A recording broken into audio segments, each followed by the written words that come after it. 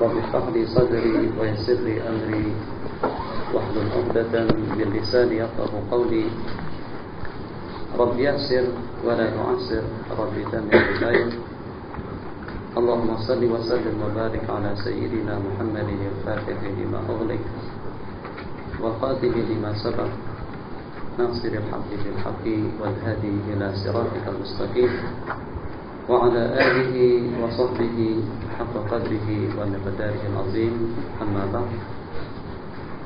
Terlebih dahulu saya ucapkan jazakumullahu khairan katsira. Saya ucapkan juga terima kasih kepada pihak-pihak yang terlibat dalam rangka untuk menjayakan majelis tafakuh atau dengan pengajian tafakuh yang akan berlangsung daripada hari ini dan sampai kepada 4 hari bulan 9 yang menyusul. Kalaulah tadi disebutkan oleh Presiden kita di sebelah pagi kita dengan aktiviti kita menyambut hari kemerdekaan, dan di sebelah petang dan malam kita akan bersama majelis tafakuh. Ini tentunya akan mengingatkan kita kembali dengan sikap dan juga dengan tindak tanduk daripada sahabat-sahabat Sayyiduna Rasulullah sallallahu alaihi wasallam yang dengan satu perumpamaan yang cukup indah sekali, di mana dengan mereka diperumpamakan ruhbanun bil-lail wa luyusun bin-nahar. Dan begitu juga halnya dengan perkataan daripada baginda Umar bin Khattab radhiyallahu taala anhu. Setelah kita buka lembaran hidup beliau, setelah kita mempelajari tindak tanduk seorang pemimpin yang adil, yang zahid, yang wari', yang betul-betul menghimpunkan antara masalihud dunia wal akhirah dalam kehidupan beliau sehari-hari. Saat ketika dengan sebuah pertanyaan ditanyakan kepada baginda Umar, kenapa Anda tidak berehat di waktu siang? Dan kenapa juga dengan Anda tidak tidur di waktu malam? Beliau mengatakan, kalau aku tidur di waktu siang, dha'at ra'iyati, rakyatku akan menjadi kucar-kacir. Dan kalau aku tidur di waktu malam, dha'at nafsi, diriku akan menjadi sirna dan binasa. Jadi bagaimana dengan kita? Kita mengadaptasikan antara dunia dengan akhirat. Kita menghimpunkan antara dunia dengan akhirat, antara siang dengan malam. Kesibukan kita sehari-hari jangan sampai mempengaruhi dengan matlamat hidup kita untuk kita mendapatkan keridhaan Allah. Jadi jangan sampai kita tergolong dalam golongan yang akhirat hanya semata-mata untuk akhirat, sementara dengan dunia diserahkan kepada yang lain. Dan juga kita tidak mau yang dengan dunia kita serahkan kepada yang lain, akhirat kita terabaikan.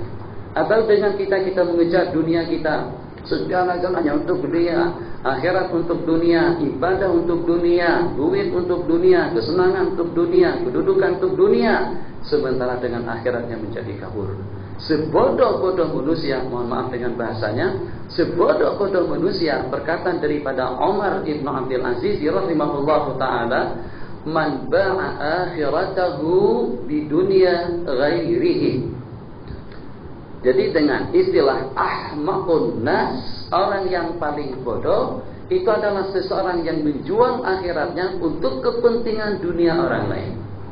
Jadi kalau seandainya dengan seseorang terjual akhiratnya, terjual surganya, terjual ridha Allah, terjual rahmat Allah, terjual maghfirah Allah, tapi untuk kepentingan dunia pribadi dia sendiri, itu masih lumayan, masih untung. Yang walaupun akhirat kabur, tapi dunia berjaya. Ini tidak, terjual akhiratnya, terjual masa depannya demi untuk kepentingan dunia orang lain. Dia yang melakukan perbuatan haram, dia yang menipu, dia dengan yang porno, dia dengan yang duca, dia dengan yang terlaknat, kesemuanya itu dalam rangka untuk menjayakan orang lain. Ba'a akhiratahu di dunia ghairihi. Kita bagaimana? Prinsip kita pada pagi hari ini dan juga untuk beberapa waktu yang menyusul sampai kita bertemu dengan Allah Subhanahu wa taala, kita menjual dunia kita untuk kepentingan akhirat, segala-galanya akan kita belokkan untuk kepentingan akhirat. Dunia kita untuk akhirat, ilmu kita untuk akhirat, harta kita untuk akhirat, tenaga kita untuk akhirat, pikiran kita untuk akhirat, upaya kita untuk akhirat, apa saja yang mungkin kita belokkan untuk kepentingan akhirat, itu akan kita usahakan. Jadi mudah-mudahan dengan pendahuluan yang telah disampaikan oleh dua yang memberikan kata sambutan pada pagi hari ini, dan juga mudah-mudahan dengan pertemuan kita dan dengan peresmian pengajian tafaqquh yang kita lancarkan tadi, mudah-mudahan dengan dua perkara yang kita sebutkan tadi terjangkau dan tercapai dengan baik. Wala tansa nasibaka minad dunya wa ahsin kama ahsanallahu ilaik. Jangan kita katakan dunia tidak perlu. Saat ketika dengan salah seorang daripada ibadillahi shalihin ditanya, apakah dengan Anda cinta dunia? Dia mengatakan, bagaimana saya tidak cinta dengan dunia? Justru terjangkaunya akhirat itu dengan perantaraan dunia. Bagaimana kita untuk mendekatkan diri kepada Allah tanpa dunia? Bagaimana dengan kita mendapatkan ridha Allah tanpa dunia? Bagaimana kita untuk mendapatkan maghfirah Allah tanpa dunia? Jadi dunia bukan merupakan makhluk yang harus dilaknat, bukan merupakan makhluk yang harus dikutuk, bukan merupakan makhluk yang harus dicerca dan dicaci maki, tidak. Justru dunia itu adalah merupakan sarana, dia adalah merupakan wasilah, dia adalah merupakan wadah untuk kita menjadi makhluk Allah yang paling mulia, yang patut untuk diperkatakan kuntum khaira ummatin ukhrijat linnas. Cukup, nanti jadi ceramah. Bismillahirrahmanirrahim. Babu sujudis sahwi. Babu sujudis sahwi. Jadi dengan pembicaraan yang kita bicarakan sekarang ini sesuai dengan ketaifan kita, kelemahan kita, kelengahan kita, kelalaian kita. Sedikit saya mengomentari tentang sembahyang sebelum hari ini adalah merupakan hari pembukaan. Kita kemarin atau pada beberapa waktu yang lalu sudah memperkenalkan tata cara sembahyang yang sempurna, yang sesuai dengan hadis Rasulullah yang berbunyi, "Shallu kama ra'aitumuni usalli." Sepertinya dengan baginda ingin mengatakan dengan bahasa kita barangkali, "Hanta tahu kamu tuh bodoh, kamu tuh begini. Tak akan mungkin untuk melaksanakan ibadah sembahyang yang sempurna. Tidak akan mungkin untuk mengabdikan diri kepada Allah. Tidak akan mungkin melaksanakan aktivitas ibadah atau aktivitas ibadah sebagaimana yang dituntut oleh Allah kalau Anda tidak mengikuti gerak-gerikun waktu sembahyang. Tengok macam mana waktu takbir, macam mana waktu kita bermunajat, macam mana waktu kita berdoa, macam mana waktu kita berzikir, macam mana waktu kita membaca Al-Quran. Bagaimana satu-satunya ibadah yang menghimpunkan beraneka ragam jenis ibadah dalam satu kegiatan itu adalah sembahyang. Puasa boleh, tak ada masalah. Jadi kita puasa, yang walaupun kita menahan makanan dan minuman, akan tapi dengan kita boleh berehat. Apakah ada dalam puasa zikir? Ya ada kalau kita mau. Tapi mau tidak mau kita harus berzikir waktu sembahyang. Yang namanya tasbih subhanallah ada, yang namanya takbir ada, yang namanya tilawah ada, yang namanya qiyam ada, yang namanya rukuk ada. Jadi dengan firman Allah yang berbunyi, "Fadhkurullaha qiyaman wa qu'udan wa 'ala junubikum," itu ternyata tertafsirkan dengan sembahyang lima waktu yang kita laksanakan. Mengingat Allah waktu berdiri, mengingat Allah waktu duduk, mengingat Allah waktu berbaring, bahkan lebih daripada itu mengingat Allah dalam hati. Apakah kira-kira saat ketika dengan kita mengeluarkan duit dengan sejumlah 100 pon, 100 ringgit, 100 ribu, apakah kira-kira dengan ibadah yang sedemikian rupa berarti zikir? Memang dia zikir, tapi tidak seperti dengan zikir tasbih, tapi tidak seperti dengan zikir tilawah, tapi tidak seperti dengan zikir takbir. Sementara saat ketika dengan sembahyang kita laksanakan, takbir ada, zikir ada, tasbih ada. Justru sedekah pun juga ada dalam sembahyang. Tidakkah saat ketika dengan seorang imam yang memperagakan sembahyang secara sempurna, itu secara tidak langsung dia bersedekah kepada makmum? Tidakkah dengan imam yang berdoa, Allahumma hdina fiman hadait, itu merupakan sedekah ibadah kepada makmum? Tidakkah juga dengan imam yang bertanggung jawab dalam sembahyangnya, itu merupakan sedekah kepada makmum? Al-mu'adzinu mu'taman wal imamu dhamin. Begitu dengan sabda baginda Rasulullah sallallahu alaihi wasallam. Jadi saat ketika dengan kita waktu dengan makhluk Allah yang kerdil, batin kita kotor, jiwa raga kita kotor, yang walaupun kita bersih dengan pakaian, bersih dengan tempat tinggal kita, bersih dengan kendaraan kita, bersih dengan dandanan dan perhiasan kita. Tapi kalau kita tengok di dalam, kalau dengan ujub masih ada, dengan riya, dengan kedua belah kaki kita, kita hinakan waktu kita berjalan, terhinakan waktu kita berdiri, terhinakan waktu kita mundar-mandir. Dahi kita yang dengan perasaannya rasa hebat, Masya Allah, tabarakallah, dialah satu-satunya dengan ilmu pengetahuannya, dengan jawatan dan kedudukannya, dengan pangkat dan tahtanya, Masya Allah, tabarakallah. Siapa yang sehebat dia? Tidak ada. Siapa yang sekedudukan dengan dia? Tidak ada. Bagaimana kira-kira kalau dengan manusia dibiarkan dengan perasaan yang seperti itu? Dia akan hancur. Sebab sehebat apapun kita, kesudahan itu akan menantikan kita, kubur akan menantikan kita, mahsyar akan menantikan kita. Begitu juga dengan maqamus syafa'atil uzma, begitu juga dengan haudul maurud, begitulah dengan perjalanan hidup yang selanjutnya. Jadi bagaimana untuk meredakan suasana, untuk membreak manusia supaya tidak hanyut dan larut, supaya mempunyai sifat sebagaimana sifat sayyidul mutawadhirin, mutawadhi'an bayna yadayillah, mutawadhi'an baina khalqillah, tawadhu antara sesama kita, tawadhu di hadapan Allah Subhanahu wa taala. Yang pada waktu kita dipaksakan untuk memaksakan diri, bangun tepat pada waktunya, diperintahkan untuk kita membasuh muka, diperintahkan untuk kita membasuh tangan, keangkuhan yang mengatakan tidak, itu sudah tidak. Kenapa? Sebab kita terpaksa mematuhi kehendak daripada hukum. Jadi dengan makhluk Allah yang kerdil, yang walaupun dia kerdil, yang walaupun dia dhaif, yang walaupun dia lemah, yang walaupun dia hina dina, tapi kadang-kadang keangkuhannya masih ada, kesombongannya masih ada, keikuannya masih ada. Masya Allah, tabarakallah. Apakah dibiarkan dia mengambil sebagian daripada sifat leluasa Allah? Al-kibriya'u ridai wal 'azamatu izari faman naza'ani fi syai'in minhuma qasantu.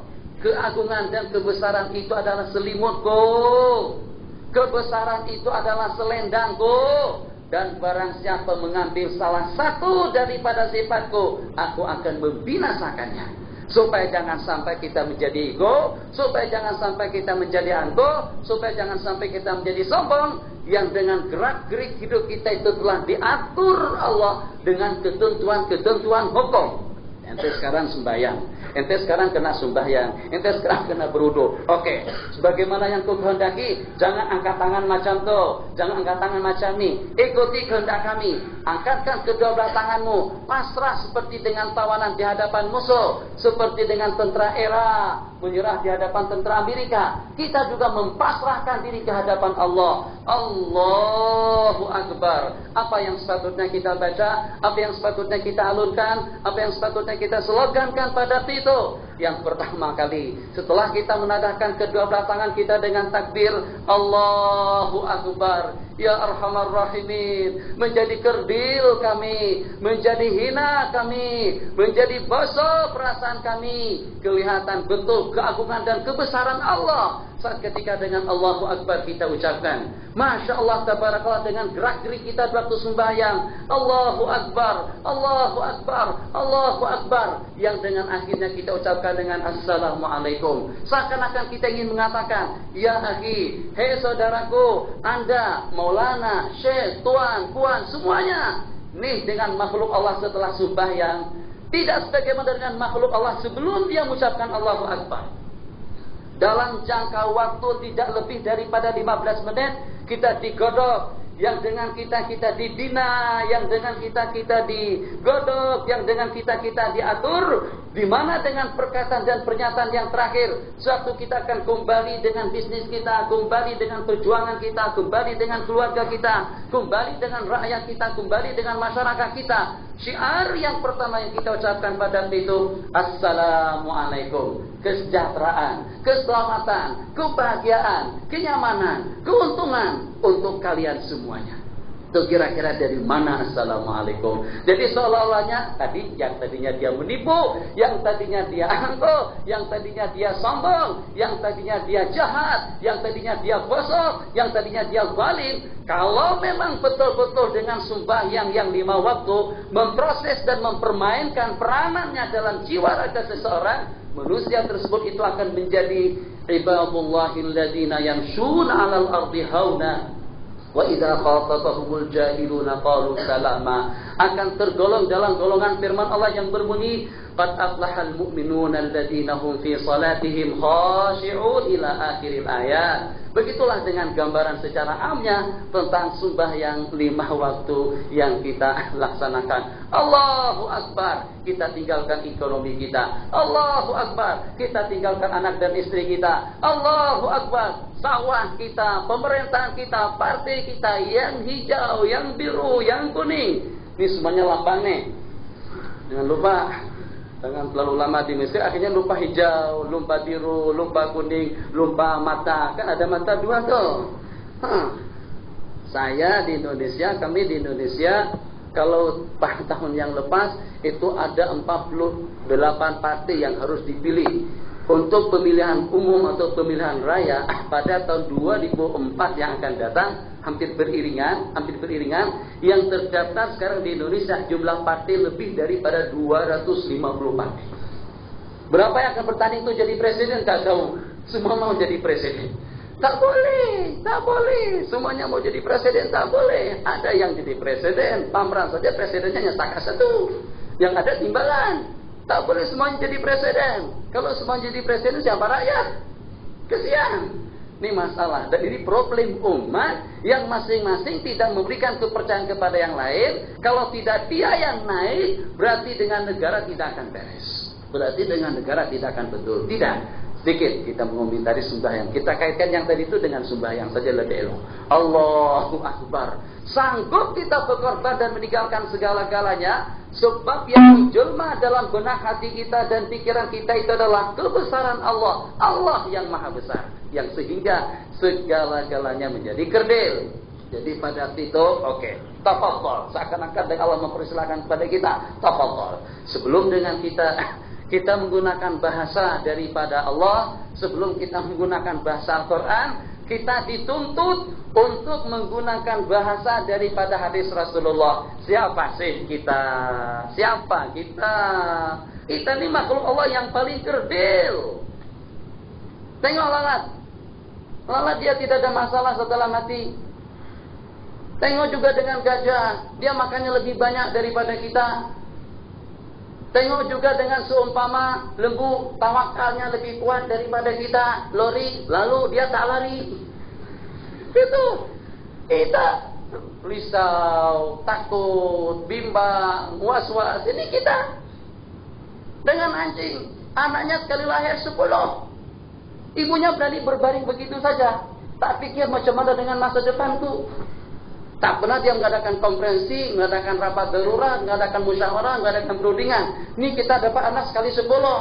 Jangan takut, kawin saja cepat-cepat. Jangan takut masalah rezeki, Allah yang tanggung, Allah yang jamin. Jadi dengan makhluk Allah tadi itu yang kita sebut dengan kal, sekali melahirkan keluar 6, kadang-kadang lebih daripada itu. Apakah dia punya tangan 100 untuk mencari duit? Tidak. Apakah dengan dia punya nyawa 2? Tidak. Apakah dengan tubuhnya lebih besar daripada yang lain? Tidak.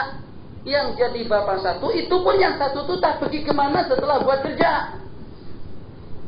Yang 1 tak tahu. Tinggal anaknya hidup dengan ibunya saja lagi. Kesian jadi anak yatim lagi. Tapi semuanya hidup. Semuanya boleh makan, boleh minum. Ini tawakal atau dengan keadaan seumpama anjing. Jadi kira-kira dengan manusia, apa sih kira-kira kelebihannya? Memang manusia punya kelebihan. Saat ketika dengan salah seorang daripada ibadillahi salihin ditanyakan, Maulana Syekh, siapa yang lebih afdal, tuan atau anjing?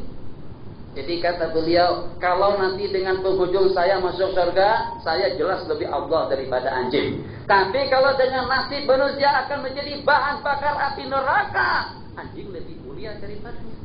Coba kalau kita merenung ke sana, ya Allah, betul. Kamu yang macam tu tadi itu, gunakan bahasa Rasulullah. Kamu tak boleh gunakan redaksi bahasa daripada kamu. Jangan bahasa dari Spanyol, jangan bahasa daripada Melayu, jangan bahasa daripada Inggris, jangan bahasa daripada orang Arab.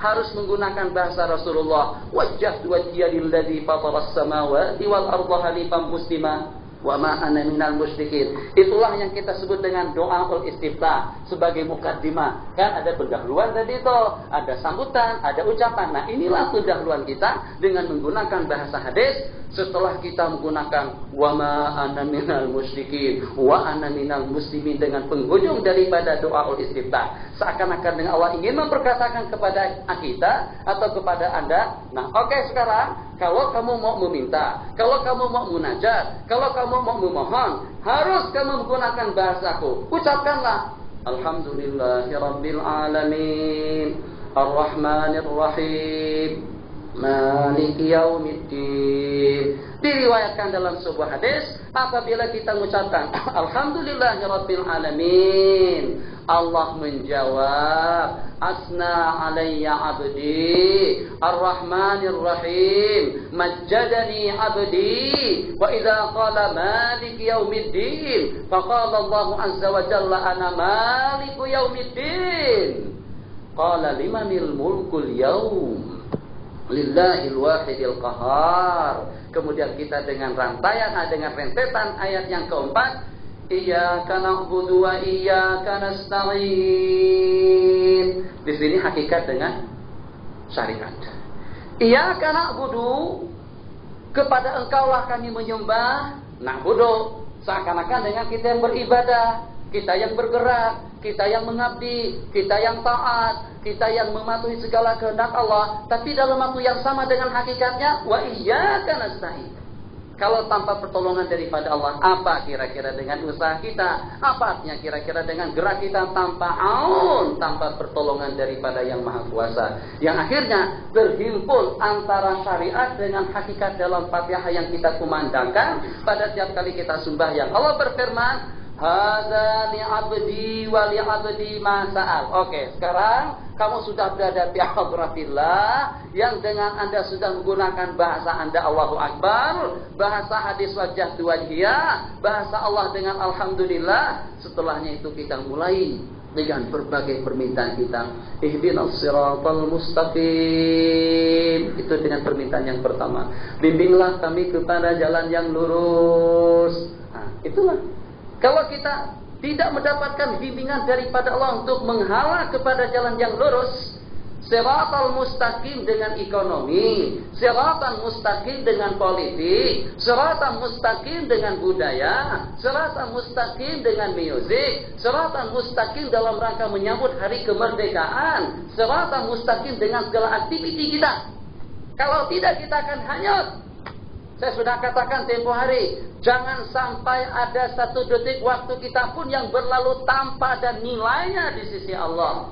Jangan sampai ada di antara daripada anggota tubuh kita yang melakukan satu perbuatan yang sia-sia.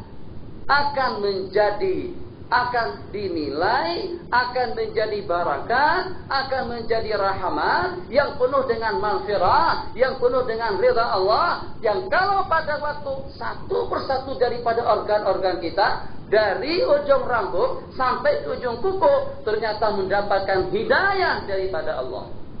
Itu makna ihdinas siratal mustaqim. Bimbinglah kami kepada jalan yang lurus. Apakah Allah Amerika? Tidak. Eropa? Tidak. Sana tidak. Sini tidak. Siratal mustaqim, siratal ladzina an'amta 'alaihim ghairil maghdubi 'alaihim waladdallin. Panjang lebar kita tidak mengomentari tentang itu. Yang ingin kita sampaikan dan yang ingin kita tambahkan di sini, saat ketika dengan kita akan mempelajari tata cara waktu kita lupa, tata cara waktu kita tersilap, tata cara waktu kita bersengaja melakukan perkara-perkara yang terlarang dalam sembahyang, bagaimana cara kita menanggulanginya, bagaimana cara kita mengatasinya. Tidakkah tadi dengan kita memohon hidayah kepada Allah? Oke, kamu lemah betul? Iya. Kamu kadang-kadang lupa betul? Iya. Kamu kadang-kadang tersilap betul? Iya. Oke, kalau macam itu pasrah kembali kamu kepada syariat Allah, ikuti tata cara yang telah dipersembahkan Allah kepada kita yang disampaikan oleh Sayyidina Rasulullah sallallahu alaihi wasallam dengan sujud sahwi yang akan kita laksanakan. Itu tujuannya tidak lebih daripada untuk menginsafkan kita kembali. Manusia itu lengah, lalai, kerdil, lemah. Antumul fuqara'u ilallah lahu sababani. Yang pertama, tarku makmurun bihi wartikabu manhijin anhu, meninggalkan satu perkara yang diperintahkan atau melakukan satu perkara yang dilarang. Yang semestinya dengan kita sembahyang 4 rakaat, ternyata dengan kita laksanakan 5 rakaat dengan kita sadari. Yang semestinya dengan kita tidak makan dan minum dan bercakap-cakap, tapi ternyata tanpa kita sadari kita lakukan. Ya ima dengan meninggalkan yang diperintah seperti tasyahud yang pertama, ya ima dengan melaksanakan sesuatu yang terlarang seperti kita makan dan minum. Fa in taraka rukunan, masalah rumit. Washtaghala bima ba'dahu, dan apabila kita meninggalkan salah satu daripada rukun sembahyang, kemudian kita mengerjakan perkara yang setelahnya, summa zakara, kemudian kita sadar atau ingat, tadarakahu, itu hukumnya. Apabila kita lupa meninggalkan salah satu daripada rukun, Allahu Akbar, Bismillahirrahmanirrahim, baca Fatihah, waladhdallin, amin. Kepala melayang. Lam yalid wa lam yulad wa lam yakul lahu kufuwan ahad. Allahu Akbar, sujud. Makmumnya pun juga ikut sujud. Sebab imam makmum sama menghayal. Dalam rangka menyambut hari kemerdekaan, semuanya lengah dan lalai. Ini keadaan di tanah air kita macam itu. Indonesia 17 Agustus sudah dekat. Yang namanya hari kemerdekaan berarti kita merdeka dari hukum. Berarti kita merdeka daripada perintah. Yang tak sembahyang, yang melakukan perbuatan lecah, yang melakukan perbuatan haram. Apa artinya kemerdekaan yang kita raih sejak tidak kurang daripada 46 tahun yang lalu atau lebih daripada 50 tahun yang lalu, sedangkan jiwa raga kita masih belum merdeka daripada dosa, masih belum merdeka daripada syubhat, masih belum merdeka daripada haram, masih belum merdeka daripada yang lucah. Apa artinya dengan penjajah yang meninggalkan negara kita? Kalau ternyata dengan diri kita masih terbelanggu dengan jaringan setan, dengan pintu gerbang hati kita yang terbuka untuk penjajah. Penjajah hanya setakat untuk menghalang aktiviti kita saja secara zahir, tapi dengan setan yang menjajah kita di dalam hati, yang menyebabkan manusia jadi kotor, yang menyebabkan manusia menjadi bosok, itu adalah jajahan daripada setan. Menghayal ke sana, lupa hitungan. Akhirnya sujud sebelum dia rukuk. Makmum pun juga ikut sujud. Allahu Akbar. Makmum tak ada yang subhanallah, tak ada. Semuanya makmumnya pun juga tidak sedar. Allahu Akbar. Sujud yang kedua, Allahu Akbar. Setelah berdiri ke rakaat yang kedua, baru imam sedar, makmum juga paham. Jadi pada titik yang harus kita buat. Apakah kita tanya, betul kita tak sujud dan tak rukuk tadi itu? Tak boleh tanya. Ini kita jelas-jelas tadi itu tak rukuk. Daripada qiyam kita langsung sujud. Maknanya dengan kita meninggalkan salah satu daripada rukun sembahyang. Washtaghala bima ba'dahu, ay ba'dal matruh. Kumma tadzakkar, kemudian ingat hukumnya tadarakahu. Macam mana tadarakahu? Dari waktu kita berdiri tadi itu, ini kan kita sudah berdiri rakaat kedua. Dari waktu kita berdiri tadi itu, kita akan rukuk. Allahu Akbar. Tak payah baca Fatihah. Kenapa? Sebab yang Anda lakukan setelah rukun yang tertinggalkan tadi itu menjadi sia-sia. Ini diingat, hukum. Kalau kebetulan setelah kita berdiri, tanpa kita membaca Fatihah, kita rukuk. Kemudian kita sujud. Di saat kita sedang sujud yang pertama, kita ingat, aku tadi di rakaat yang pertama tak baca Fatihah. Apa yang harus kita lakukan? Kembali berdiri daripada sujud kepada qiyam untuk kita membaca Fatihah dan untuk kita kembali melaksanakan rukun-rukun yang berikutnya. Yang tadi macam mana? Yang tadi itu dianggap laghun, menjadi sia-sia. Wa ata, setelah tadarakahu al-madrur. setelah kita susul yang kita tinggalkan tadi itu, maka kita akan melakukan yang berikutnya dan kita akan mengakhiri sembahyang dengan sujud sahwi. Selesai satu rangkaian masalah. Ini kalau kebetulan dengan kita sedar sebelum kita berada dengan rukun yang kita tinggalkan.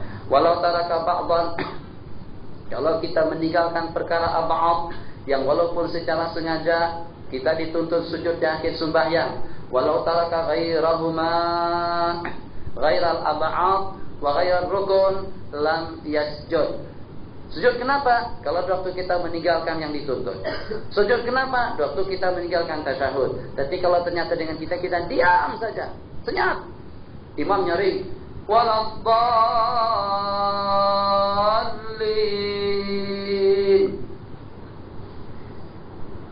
Allahu Akbar, Sami Allahu liman hamidah.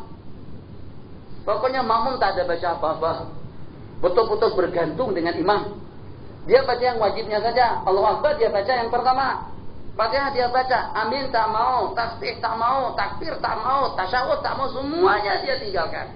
Bergantung dengan bacaan imam. Itu macam mana? Sujud sahwi? Tidak perlu sujud sahwi kalau hanya sepakat meninggalkan perkara sunnah saja.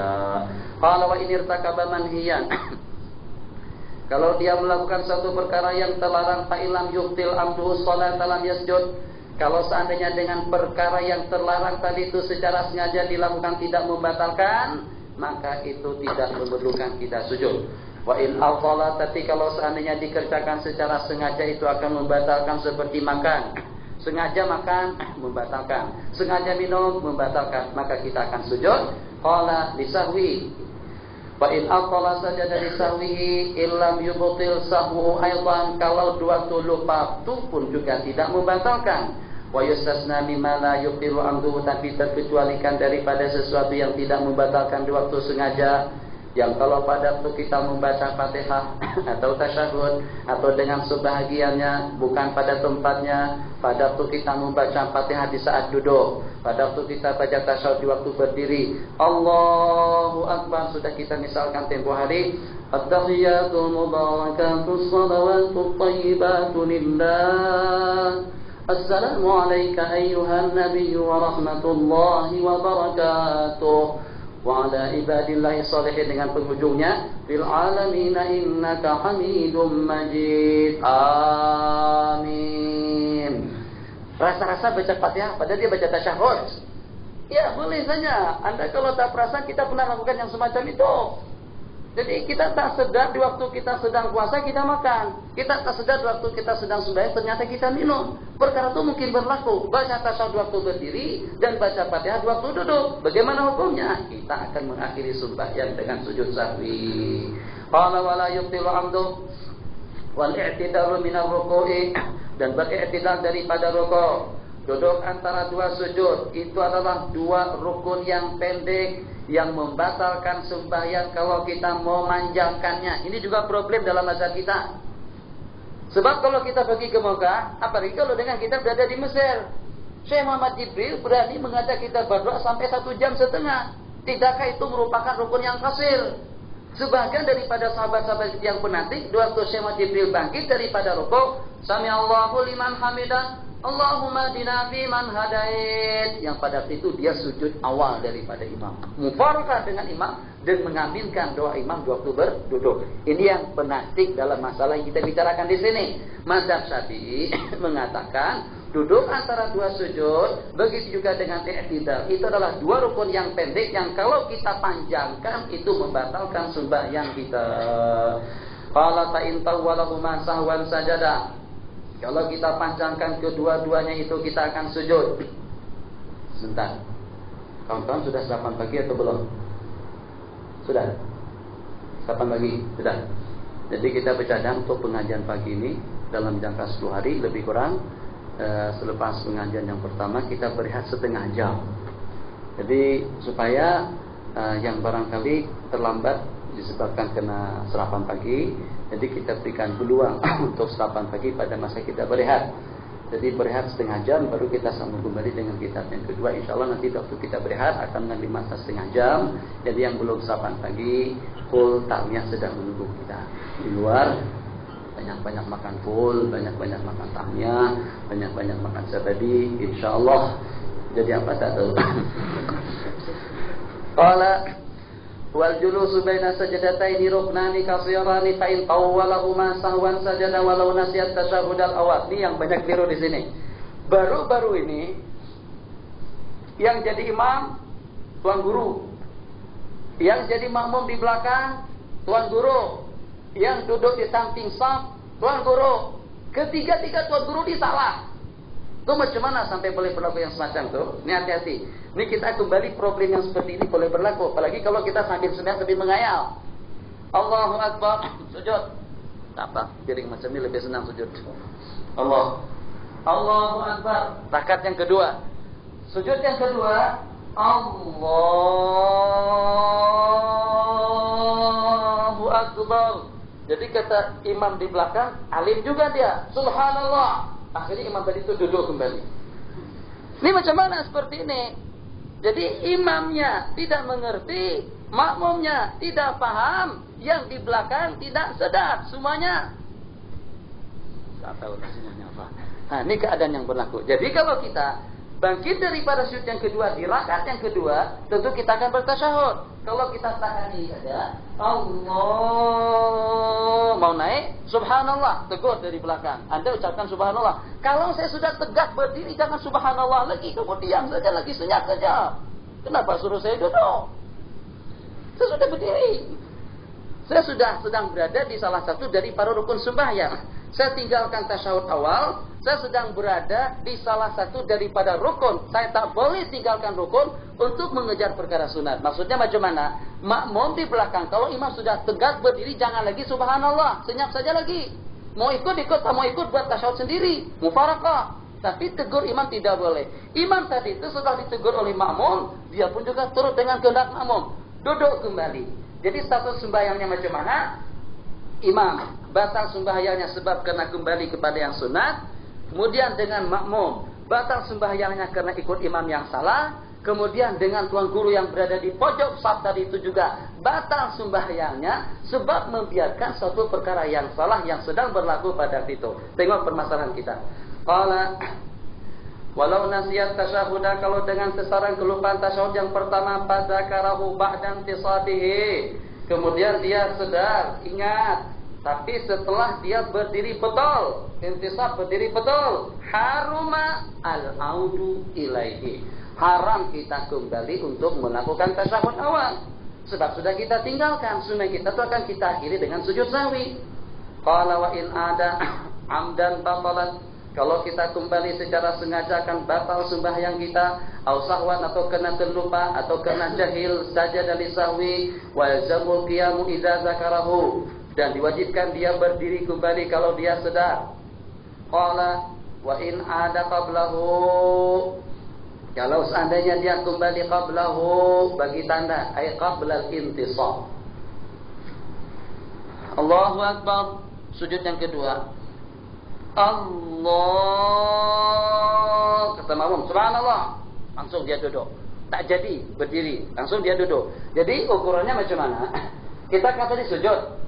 Setelah sujud kita duduk. Setelah sujud kita akan bertasyahud. Jadi kira-kira gerak kita tadi itu kemana lebih dekat? Apakah kita bangkit itu lebih dekat kepada berdiri atau lebih dekat dengan duduk? Kalau waktu kita bergerak tadi itu sudah hampir dekat dengan qiyam atau dengan al-intisab, duduk kembali tidak boleh. Tapi kalau dengan kita baru saja naik, baru saja berdiri, tapi masih belum sampai kepada haddul intisab sebagaimana yang disebutkan, kita masih boleh kembali untuk bertasyahud dan tidak perlu sujud. Qala rahimahullahu ta'ala,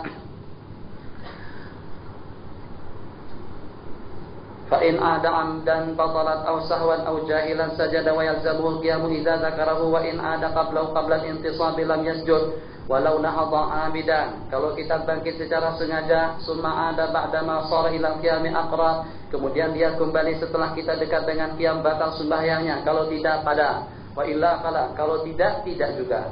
Wal qunutu tasyahud, qunut, diri lagi sekali. Sekaligus kita ubah. Wal kunutu katasyahud rukuk. Allahu akbar. Subhana rabbih. Ini tangan macam tu. Mungkin sudah lihat kemarin tak jelas. Jadi jangan dibuka macam tu. Satu, jangan juga dirapatkan, diranggangkan tahrikan wasatan di waktu rukuk, dengan leher dan belakang kita ratakan, dengan siku kita jauhkan daripada lambung kita. Itu waktu kita rukuk. Laki-laki saja, perempuan tetap menghimpunkan antara siku dengan siku ke dalam. Jadi waktu kita rukuk pada rakaat yang kedua sembahyang subuh, kita akan i'tidal untuk melakukan kunut. Samiallahu liman hamidah, Rabbana walakal hamd. Allah, subhanallah, Allahumma hdina fi. Nah, itu tak ada masalah. Sebab kita baru macam tu, terus di belakang subhanallah, sedar. Oke, baca kunut. Tapi kalau dengan kita Allah, subhanallah, jangan peduli, teruskan saja kita. Hang imam atau saya? Jangan subhanallah, subhanallah. Yang jadi imam saya sekarang, kena ikut. Kalau tak mau ikut, buat sendiri. Tapi kalau mau ikut saya, jangan tegur. Kenapa? Sebab imam sudah hampir sujud.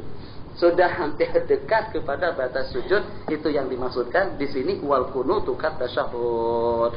Wa wad'ul jabhati bil ardi. Dan meletakkan dahi ke atas bumi itu sama dengan al-intisab, sama dengan berdiri betul. Walau nahadhal imamu lam yajuz lil ma'mumil qu'udu lahu. Apabila dengan imam itu bangkit, maka tidak dibolehkan bagi makmum duduk untuk melakukannya, kecuali kalau dia bermufaraqah. Imam bangkit ke rakaat yang ketiga, sedangkan dengan makmum masih sujud. Saat ketika dia bangkit daripada sujud dengan melakukan jalsatul istirahah, dia sedar imam sedang berdiri. Dia tidak boleh duduk untuk bertasyahud kecuali kalau niat berpisah. Satu. Dan dengan tuntutan yang berikutnya, makmum yang kebetulan dengan imamnya meninggalkan tasyahud, kalau memang masih juga ikut bersama imam, dia juga harus meninggalkan tasyahud yang pertama. Qala faulin tasaba ma'al imami. Dan apabila makmum tegak bersama imam, imamnya lupa. Kan ada dengan sebagian kita, biasanya di waktu kita letih, biasanya di waktu kita letih atau banyak yang kita pikirkan, kita selalu bergantung dengan jumlah rakaat sembahyang kita tuh dengan imam. Pokoknya apa imam buat kita buat. Imam rokok, imam sujud, tak tahu apa bacanya. Kalau waladhdallin amin, khalas. Waladhdallin amin. Rakaat yang berapa tak tahu. Pokoknya selalu banyak makan full. Hati-hati. Kesan buruk daripada full itu membuat kita jadi pelupa. Oh itu ya sekali seminggu, 2 kali seminggu. Tapi kalau pagi, petang, akhwat di seberang hati-hati. Jangan makan full pagi, malam, siang. Full. Kalau full terus, pandangan akan menjadi kabur, ingatan akan menjadi hilang. Sembahyang tak tahu arah. Ini sembahyang apa? Kita tahu. Imam Allahu Akbar, Allahu Akbar. Anda sembahyang apa? Sembahyang apa? Tanya Allahu a'lam, ikut imam lah. Ikut imam. Tidak sah sembahyang yang seperti itu. Qala fa in wafaqahu amdan, kalau dengan si imam, kalau intasaba, kalau dengan si makmum tegak berdiri bersama imam, kemudian dengan imam kembali duduk, haram bagi makmum bermufaraqah, haram bagi makmum bermuwafaqah bersama imam. Kalau kebetulan imam naik ke rakaat yang ketiga, makmum ikut juga ke rakaat yang ketiga. Terus imam sedar. Di waktu dia sedar meninggalkan tasyahud awal, akhirnya imam duduk untuk baca tasyahud awal. Makmum tidak boleh ikut duduk pada itu. Kenapa? Sebab batal sembahyang imam duduk pada itu di saat dia meninggalkan tasyahud awal secara sengaja atau setelah sampai berdiri betul. Qala bal yufariquhu, akan tapi kita berpisah dengan imam atau kita tunggu dia berdiri. Fa in wafaqau, kalau kita bermuafakah secara sengaja, batal sembahyang kita. Walau qa'adal imamu, kalau kebetulan dengan imam itu duduk. Wa qamal ma'mumu sahwan, imam oke, makmum yang tak tahu diri, Allahu akbar, makmum, imam. Terus imam baca tasyahud, sementara dengan makmum Allahu akbar. awal, makmum tegak berdiri. Nah, dalam keadaan seperti ini tidak seperti tadi. Dalam keadaan seperti ini makmum wajib duduk muwafaqah dengan imam. Apa bedanya dengan yang tadi? Bedanya dengan yang tadi imam yang melakukan seperti itu. Jadi imam yang sudah melakukan yang rukun tidak boleh kembali kepada yang sunat. Sementara dengan makmum yang sudah melakukan perkara rukun masih tetap dituntut untuk bermuwafaqah. Sebab muwafaqah dengan imam pun juga hukumnya wajib.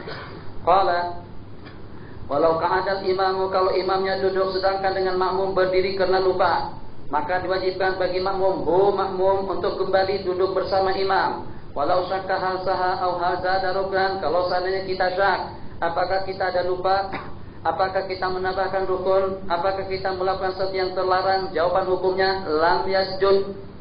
Apakah dengan kita meninggalkan sebahagian daripada ab'ad, apakah kita sudah sujud lisahwi, apakah kita sembahyang 3 atau 4, au shalah salatan au arba'an, bana ala annahu lam yaf'alhu wa yasjud. Anggaplah dengan kita tidak melakukannya, apakah tadi dengan tasyahud awal kita lakukan atau tidak, anggaplah kita tidak melakukannya, sujud sahwi di akhir sembahyang. Apakah dengan sembahyang kita 3 atau 4, kita katakan 3 saja dan tambah 1 rakaat lagi dan kita sujud di akhir sembahyang. Begitu juga hanya dengan kita sedang duduk. Kita tadi sudah pasti tidak baca tasyahud awal. Duduk tasyahud. Fil alamin innaka hamidum majid. Kan semestinya dengan kita waktu kita kelupaan kita akan sujud sahwi. Kita akan sujud sahwi. Sekarang kita tak sedar apakah kita sudah sujud sahwi atau belum. Bukan tak sedar kita meninggalkan rukun. Kita memang pasti tadi tidak bertasyahud. Yang tidak bertasyahud akan mengakhiri sembahyang dengan sujud sahwi. Sewaktu kita akan melaksanakan sujud sahwi pada itu, hati kita jadi ragu-ragu. Tadi apakah saya sudah sujud sahwi atau tidak? Dalam keadaan seperti itu, anggaplah kita belum melaksanakannya. Sujud kembali 2 kali sebagai pengganti daripada kekurangan yang berlaku. Qala wa in wajaba fi'luhu walakin inzala syakku, kalau kebetulan dengan keraguan kita tadi itu hilang sebelum kita salam, yasjudu aydan, tetap juga kita melakukan sujud. Misalnya seperti dengan kita sembahyang, apakah 3 atau 4, terus dengan kita tambah ke rakaat yang keempat, mungkin itu rakaat yang kelima. Sebelum sempurna rakaat yang kita tambahkan tadi itu kita sedar, itu pun tetap juga kita sujud sebab tadi kita lakukan secara taraddud. Wa in wajaba fi'lu ala kulli halin lam yasjud mithalu syakati tsadisati, syak pada rakaat yang ketiga.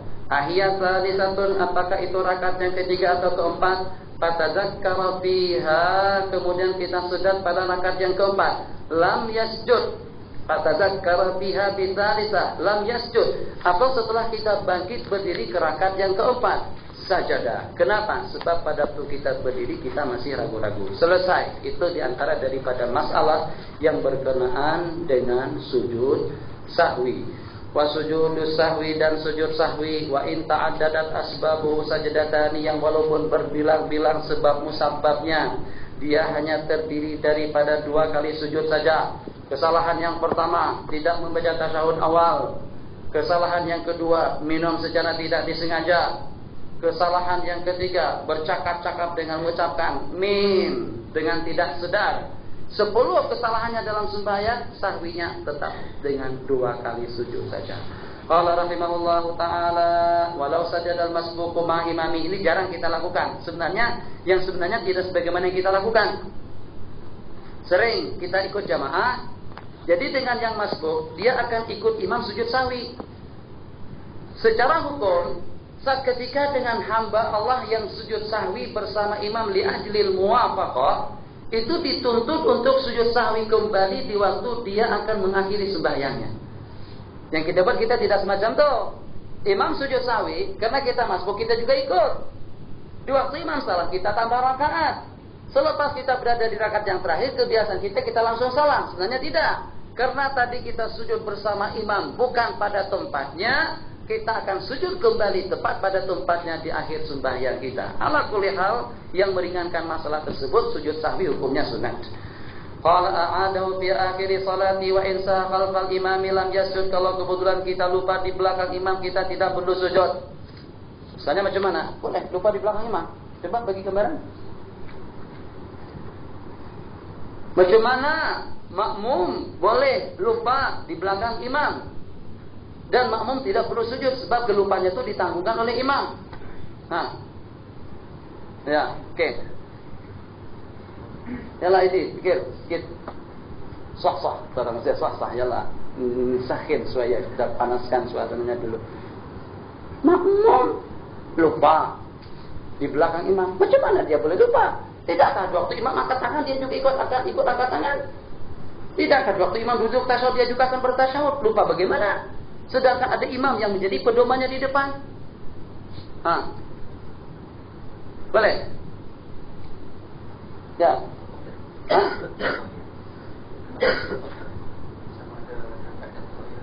Nah, jauh sekali itu pergi ke Afrika Selatan. Jadi boleh makmum lupa di belakang imam dan imam akan menanggung dengan kelupaan kita. Katakan saja, waktu imam duduk tasyahud, kita hanya sepakat ikut duduk saja, tapi kita tak baca. Kita tak baca, duduk saja. Duduk ngelamun. Imam baca tasyahud, kita diam saja. Nah, itu macam mana kalau kita sudah nanti di rakaat yang terakhir? Maknanya kalau kita sendirian kita akan sujud sahwi. Tapi disebabkan karena kelupaan kita tadi itu sedang kita bersama imam, sujud sahwi tidak perlu. Itu yang dimaksudkan di sini. Qala rahimahullahu taala wa in saha al makmum, di belakang imam makmum tidak perlu sujud. Ini kalau dia lupa setelah dia mengikut. Tapi kalau kebetulan makmum ikut imam pada rakaat yang ketiga, tak ada problem lagi. Boleh ikut imam rakaat ketiga. Saya bagi tahukan. Ini kita di sini masbuk tak ada masalah, orang tak tengok. Tapi balik kampung kalau masbuk tiap hari orang kampung protes, komplain dengan kita, Ustaz macam mana masbuk Ustaz? Tiap hari masbuk, ceramah hebat.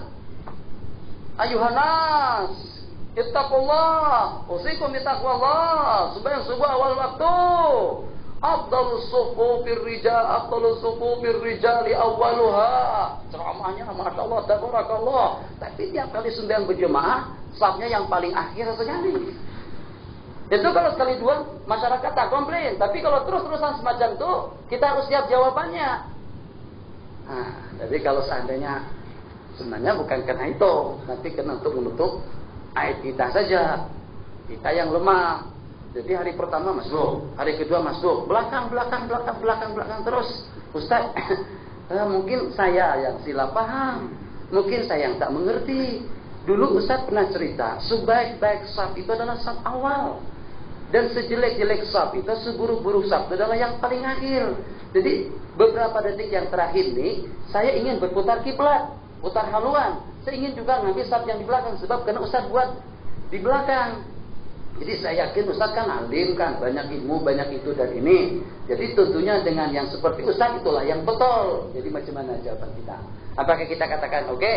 Atau kita katakan tak? Memang betul. Saf yang paling afdal itu adalah saf yang paling depan. Tapi kalau dengan makhluk yang seumpama saya, yang banyak dosa, harus tahu jawabannya. Buat alasan saja. Makhluk yang seperti saya ini kena banyak dosa, kena banyak kesilapan, banyak kehilapan. Jadi bagi saya itu yang paling afdal justru saf yang paling belakang.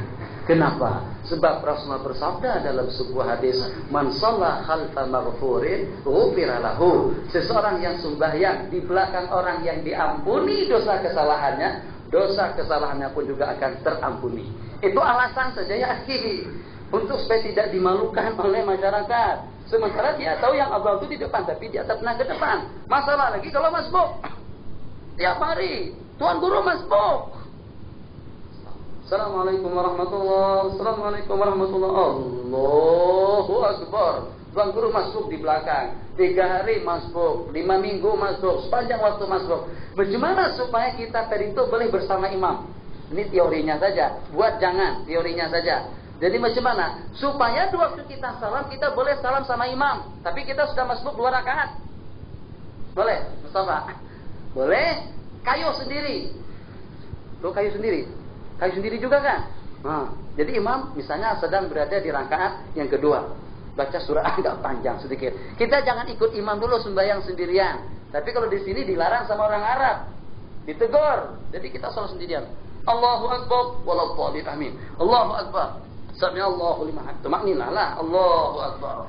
Allahu Akbar. Allahu Akbar, Allahu Akbar, ghairil maghdubi alaihim waladdallin, Allahu Akbar, Allahu Akbar. Setelah kita dapat 2 rakaat, baru kita bergantung dengan imam, niat jadi makmum pada rakaat yang ketiga. Jadi kita jadi makmum pada rakaat yang ketiga, sementara 2 rakaat yang pertama kita masih sendirian. Ini waktu salat, sih. Imam, Assalamualaikum warahmatullahi wabarakatuh. Assalamualaikum warahmatullahi wabarakatuh. Tak jadi masbuk kita, kalau tak masih masbuk lagi 2 rakaat, ketahuan lagi muka kita. Ustaz lagi masbuk. Itu teorinya. Buat jangan, biar kita masbuk. Malu dengan Allah saja. Jangan malu dengan makhluk. Ustaz terlambat, saya tak malu ya akhi. Saya hanya malu dengan Allah saja semata-mata. Alhamdulillah ala kulli hal. Qala fa in saha, kalau kebetulan dia lupa sebelum dia ikut imam, atau dia saha setelah imam salam sajadah. Ini 2 masalah. Kemana? Mustafa imam, saya makmum. Saya sembahyang sendirian karena tak ada makmum. Datang ke masjid terlambat. Tengok sana sini kawan-kawan tak ada, semuanya ada balik. Akhirnya saya sembahyang sendirian. Allahu Akbar. Setelah saya bangkit daripada sujud yang kedua, sepatutnya saya sujud, sepatutnya saya melakukan tasyahud awal. Saya lupa tasyahud awal, langsung beranjak ya, beranjak ke rakaat yang ketiga. Jadi di rakaat yang ketiga, di waktu saya sedang membaca Fatihah, tiba-tiba dengan rombongan daripada Mustafa dan juga dengan kawan-kawannya datang berjamaah pada itu, berada di depan saya. Ini kita boleh mengikut imam yang terlambat. Begitu gambarannya. Kita salah sendirian sudah 2 rakaat. Imam datang, buat jamaah di depan kita. Pada itu kita akan ikut imam. Kita kaitkan sembahyang kita dalam hati. Niat kita menjadi makmum dia. Dengan terkaitkan sembahyang kita dengan sembahyang imam. Kita akan ikut gerak-gerik imam. Jelas? Akan ikut gerak-gerik imam. Imam rukuk, kita rukuk. Imam sujud, kita sujud. Sewaktu imam berada di rakaat yang kedua, dia akan tasyahud awal. Kita makmum berada di tasyahud akhir. Sebab kita sudah 2 awal. Mana kita sudah habis. Imam naik ke rakaat yang ketiga, kita antara 2 pilihan. Ya imam dengan kita salam. Itu kita tanggung sendiri. Itu resiko kita.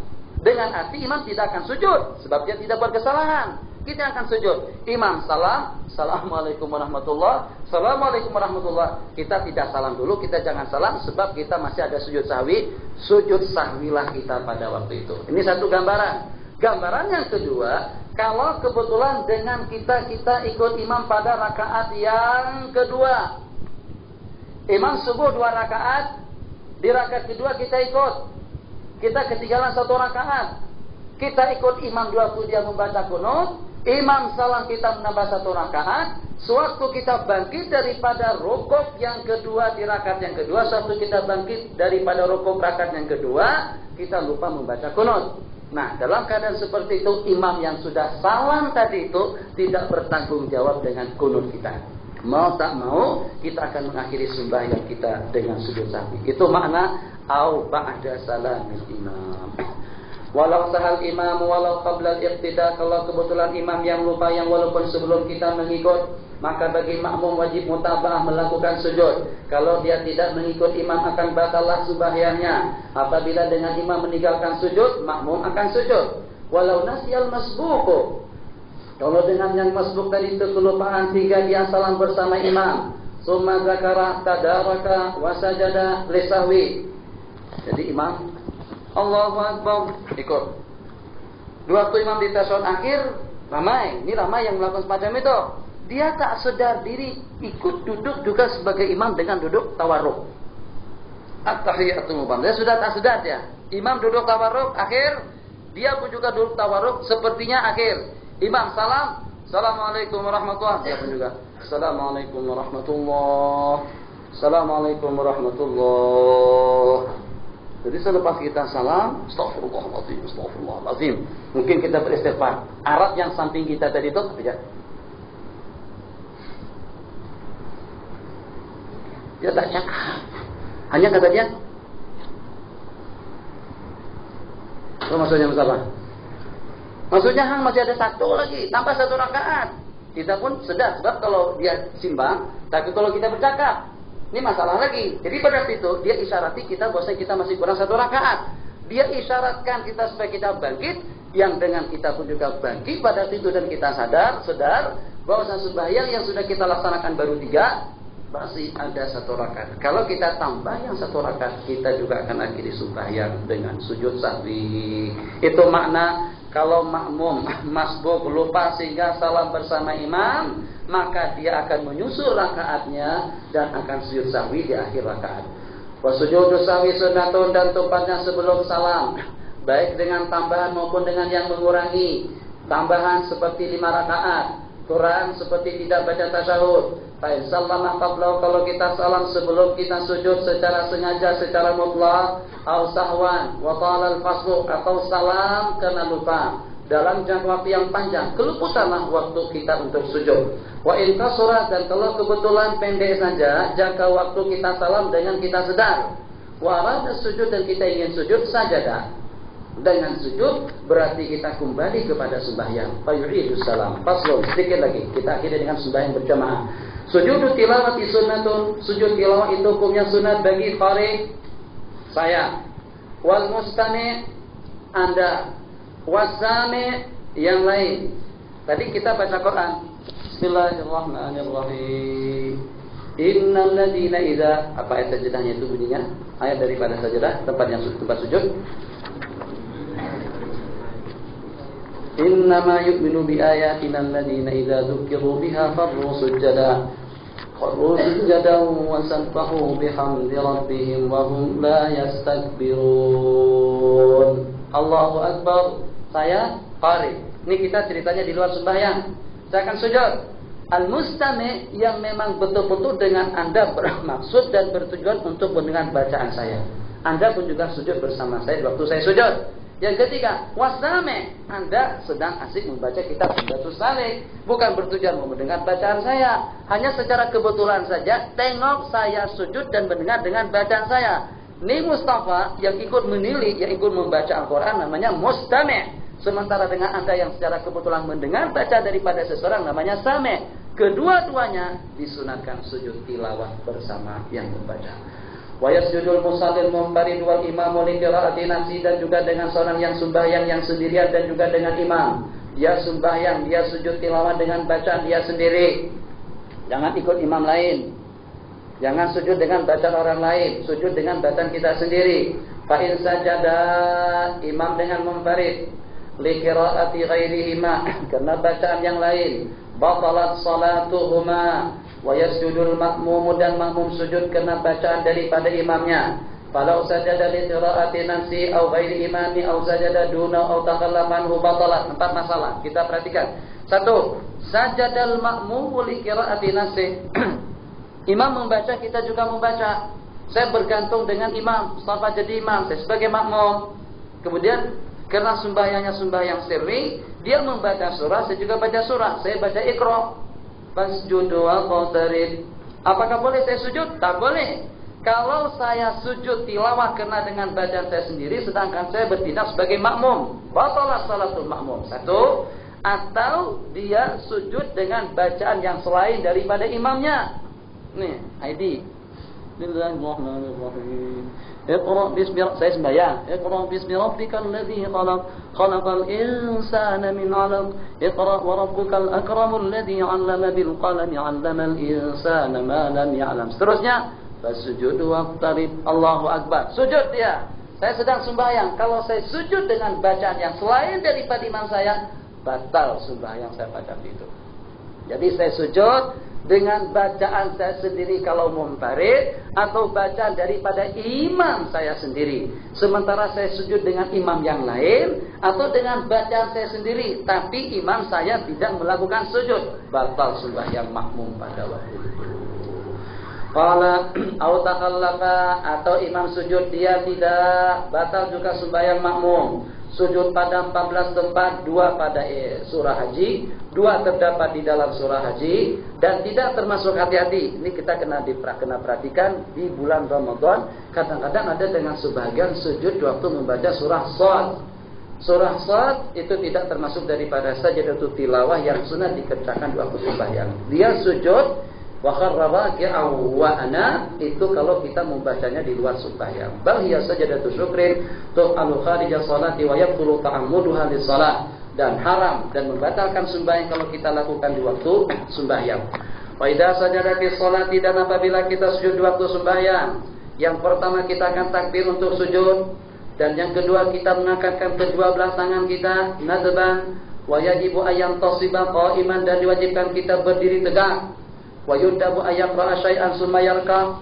Ini juga secara teori mungkin kita sudah paham, tapi secara praktik kadang-kadang membingungkan. Bismillahirrahmanirrahim.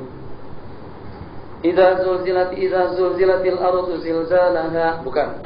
Sebelum ikra apa ayatnya? Inna anzalnahu fi lailatul qadr. Itu. Enggak. Watin. Setelah watin, ikra. Setelah ikra baru dengan inna anzalna. Jadi dengan kita baca tarawih. Inna watin wa zaitun wa turi sinin wa hadzal baladil amin. Terus. Iqra bismi rabbikal ladzi khalaq. Khalaqal insana min 'alaq. Fasjud waqtarib. Allahu akbar. Sujud.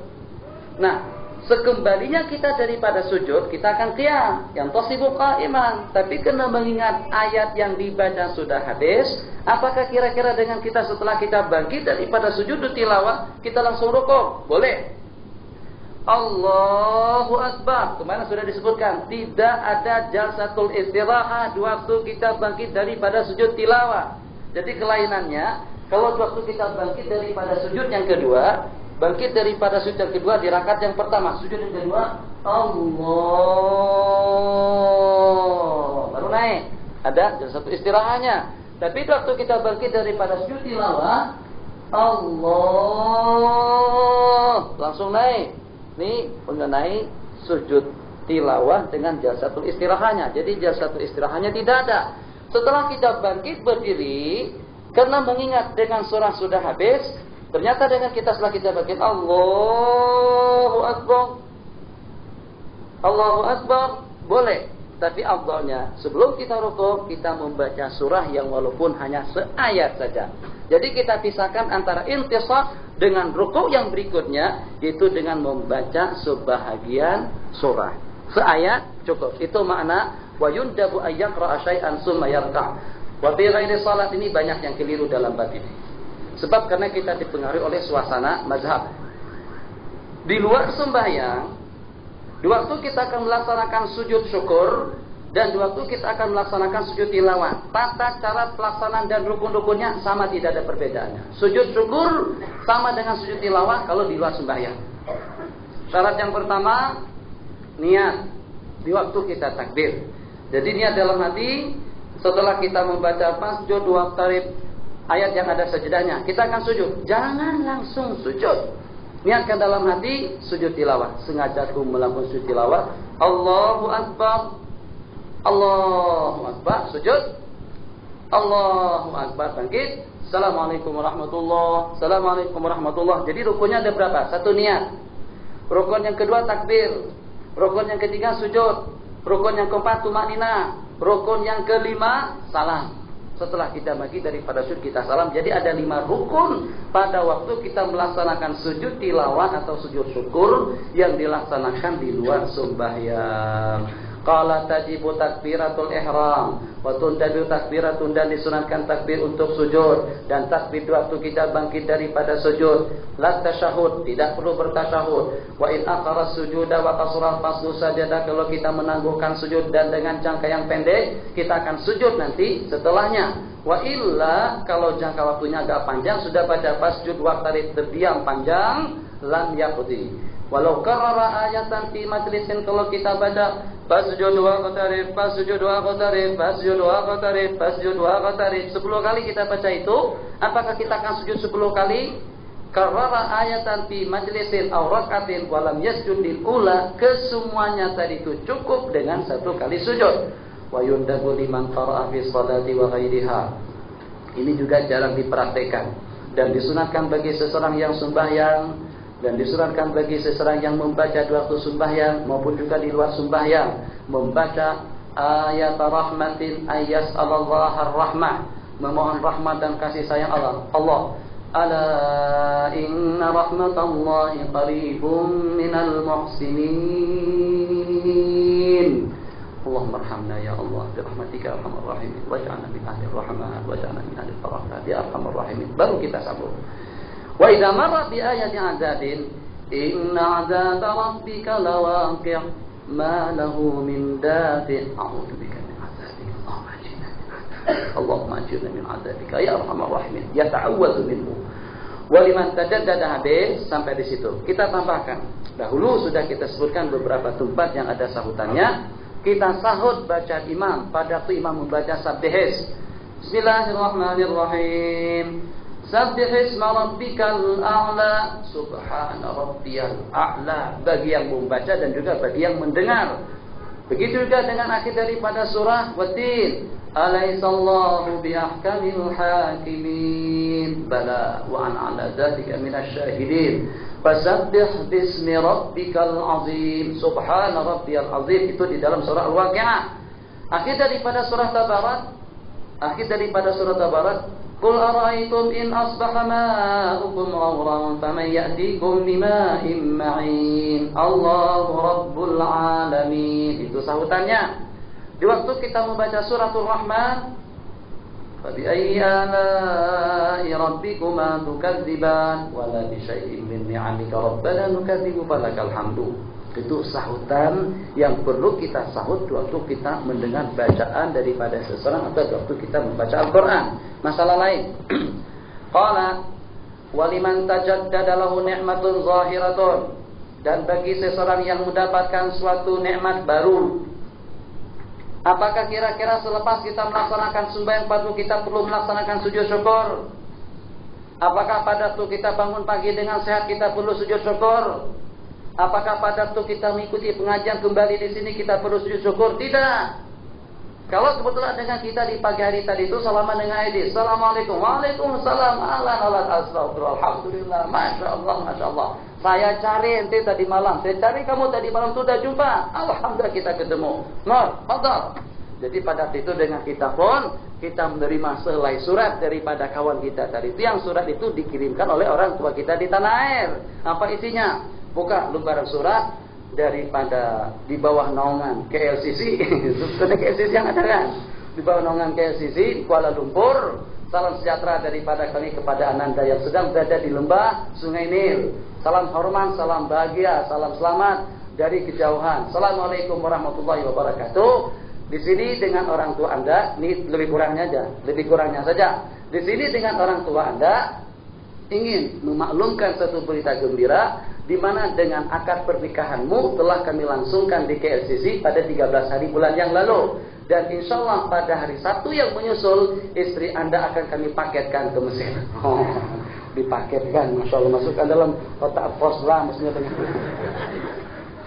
Nah ini kan, ini nikmat mutajat tidak, nikmat baru. Nah perlu dengan kita, setelah kita membaca surat yang semacam itu bunyinya, seketika itu juga kita menghadap kiblat dengan mengucapkan Allahu Akbar dan dengan niat syukur, dengan niat sujud syukur, dan kita sujud pada waktu itu.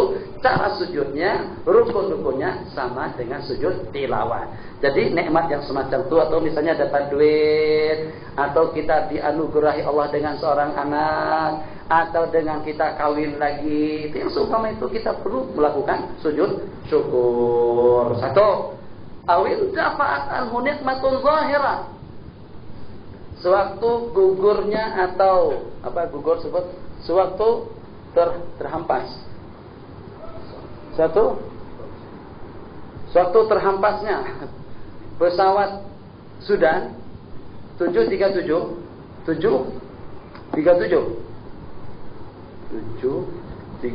ya betul, 747 Boeing 747 besar, 737 yang gugur pada beberapa waktu yang lalu, yang terhampas pada beberapa waktu yang lalu, itu kan yang selamanya satu orang saja. Sejumlah berapa penumpangnya habis. Kalau Allah juga ditakdir Allah kembali dengan kejadian yang seperti itu, semuanya dengan gempa bumi. Siapa yang berada di sini pada tahun 99? Gempa bumi, Masya Allah, rumah dengan gedung berayun pada waktu itu. Saya kebetulan berada pada lantai 9 atau tingkat 9, tapi tidak turun sebab karena waktunya sudah tidak memungkinkan kita turun. Jadi dengan gedung memang atau dengan penghuni memang betul-betul bergoyang. Ada yang melompat daripada tingkat 4 tuh di bos, patah kakinya. Tapi bosnya tidak hancur. Itu malang nasib dia, kakinya patah. Ada yang turun tak pakai kasut, ada yang turun pakai celana pendek, ada yang turun pakai kain, macam-macam keadaan manusia. Itu baru gempa bumi, belum lagi kiamat. Itu gambaran hari kiamat itu lebih barang semacam itu, lebih dahsyat daripada itu. Nah, kalau kebetulan sejumlah berapa yang tinggal di tempat itu semuanya musnah, semuanya luka, semuanya mati, sementara yang selamat daripada insiden itu dia sendirian saja. Sujud syukur disunatkan pada waktu itu. Wa minhu, ini penting, ru'yatu mubtalan bimaksiatin. Waktu kita duduk di mana saja, kita sedang belajar di Hadikah Dauliyah, belajar Bismillahirrahmanirrahim, sambil baca Bismillahirrahmanirrahim, menghafal Yasin ya si Mangkuar. Terus kita tengok orang Arab ciuman. Di sini kan tempat ciuman di rumah lah, bukan di situ tempat ciuman. Kita tengok dengan orang Arab bermata air sambil suap menyuapi, setelah suap menyuapi cium-ciuman. Astagfirullahaladzim.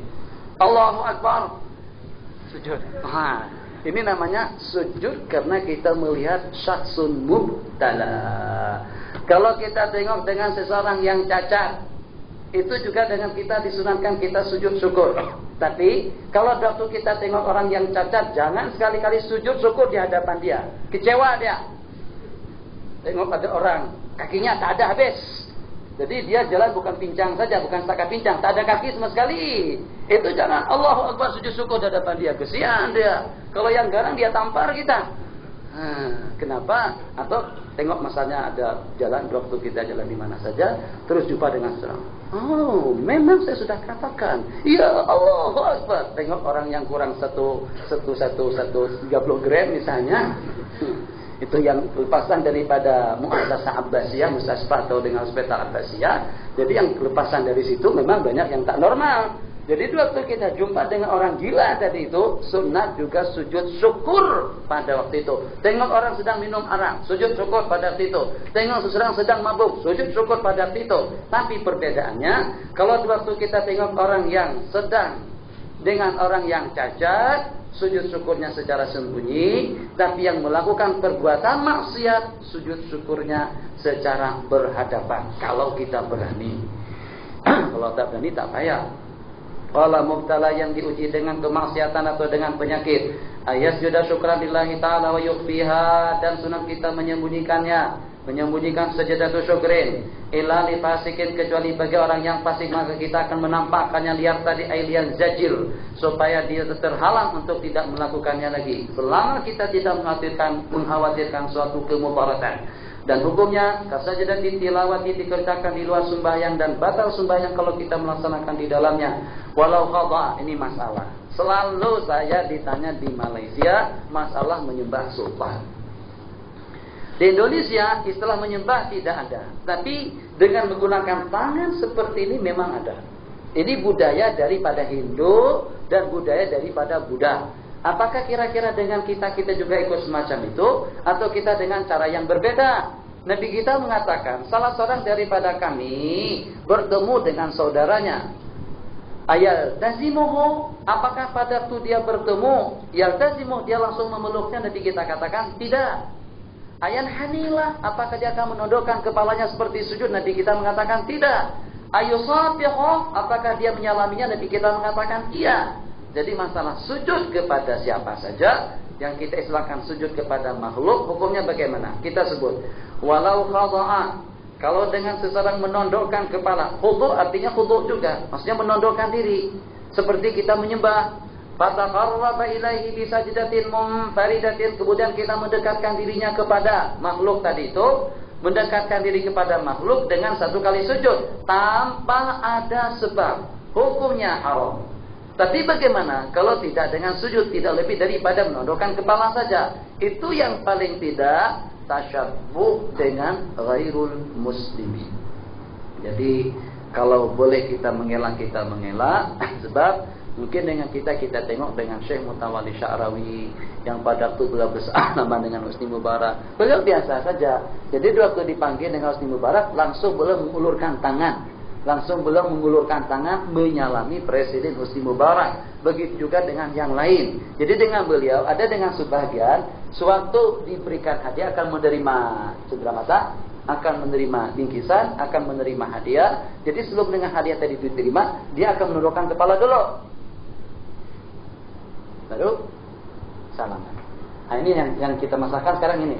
Jadi kita bukan tak mau, bukan tidak mau menghormati. Tujuan kita juga mau memberikan penghargaan. Tapi karena yang namanya al-inhina, karena dengan yang namanya at-tadallul, itu hanya sepatutnya kita sebagai seorang muslim, hanya sepatutnya kita lakukan baina yadaillah. Itu yang membuat kita rasa bimbang. Jadi seeloknya dengan kita, selama kita masih boleh mengelak, kita mengelak dari istilah sujud kepada sholat.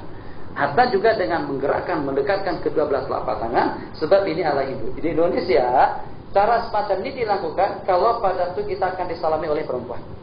Jadi kalau perempuan mau salami kita, terus kita akan macam ni, dia tak jadi salami kita. Jadi ada orang jalan, sudah bertujuan mengulurkan tangan. Jadi kita kata, tak jadi dia salam. Jadi maksudnya kita seperti tidak mau disalami. Tapi menadahkan, menggerakkan dan meletakkan kedua belah tangan seperti ini sudah mewakili kita bersalaman. Jadi kadang-kadang antara satu sama lain, kalau dia tak mau bersalaman, kamu pun juga macam ini juga. Jadi sama-sama angkat tangan seperti ini. Tapi ini tasyabuh dengan orang Hindu. Indonesia tidak berbeda dengan di Malaysia. Hindu ada di Indonesia, kuil ada di Indonesia. Jadi dengan sebelum datangnya Islam ke Indonesia, zaman Gajah Mada dan sebelumnya lagi, itu Indonesia di bawah jajahan Hindu. Jadi yang seperti itu tidak asing. Bagaimana hukumnya? Hukumnya sebagaimana yang disebutkan oleh ulama, antara makruh sampai kepada haram, itu tergantung kepada keadaan yang menuntut.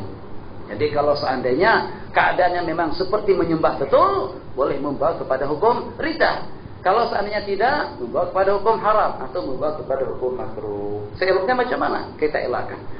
Qala haruma wa hukmu sujudit tilawati wa hukmu salatin naqli fil qiblati wa taharati wa sitarati sama. Hukum sujud tilawah, sujud syukur dalam masalah menghadap kiblat dan juga dalam masalah bertutup aurat dan juga dengan masalah dalam keadaan suci dan bersih, itu adalah seperti hukum kita melaksanakan sembahyang sunnah.